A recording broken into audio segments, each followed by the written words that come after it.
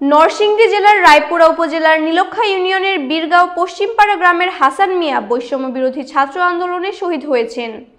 30 জানুয়ারি 2025 তারিখে হাসান মিয়ার মৃতদেহ উত্তোলনের সিদ্ধান্ত নেওয়া হয়। বিস্তারিত থাকছে নাইম ভুইয়ার প্রতিবেদনে। জুলাই মাসের 20 তারিখে বিক্ষোভ আন্দোলনের তীব্রতার মধ্যে ফ্যাসিবাদ সমর্থিত গোষ্ঠীর গুলিতে নিহত হন হাসান মিয়া। ওই দিন আন্দোলনকারীদের বিরুদ্ধে গুলি চালিয়ে তার প্রাণ কেড়ে নেওয়া হয়। 20 জুলাই সন্ধ্যায় হাসান মিয়ার লাশ রায়পুরার বীরগাঁও পশ্চিমপাড়া গ্রামে পাঠানো হয়, যেখানে তাকে রাতে দাফন করা হয়। তদন্তের পর মৃত হাসান মিয়ার লাশ উত্তোলনের সিদ্ধান্ত নেওয়া হয়, তবে পরিবার প্রতিবাদ জানায় এবং লাশ উত্তোলন না করার জন্য তদন্ত কমিটির কাছে আবেদন জানায়। বিজ্ঞ ম্যাজিস্ট্রেট মোহাম্মদ সাজ্জাদ পারভেজ রায়পুরা উপজেলার নীলক্ষা ইউনিয়নে উপস্থিত হয়ে নিহতের পরিবার ও স্বজনদের সঙ্গে কথা বলেন এবং বিষয়টি ঊর্ধ্বতন কর্মকর্তাদের সাথে আলোচনা করে চূড়ান্ত সিদ্ধান্ত নেওয়ার কথা জানান।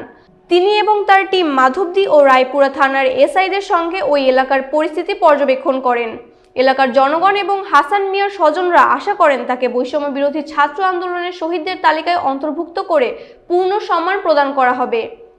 মরহুমের লাশ কবর থেকে উত্তোলন না করার জন্য একমত এবং তারা আমাদেরকে বলেছেন, রিকোয়েস্ট করেছেন যাতে করে আমরা তাদের আবেদনটি রাখি।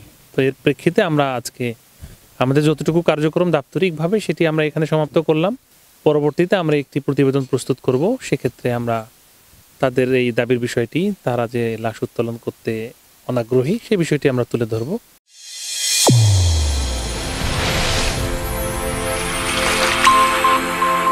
চ্যানেল A1 হৃদয় রেসপন্স।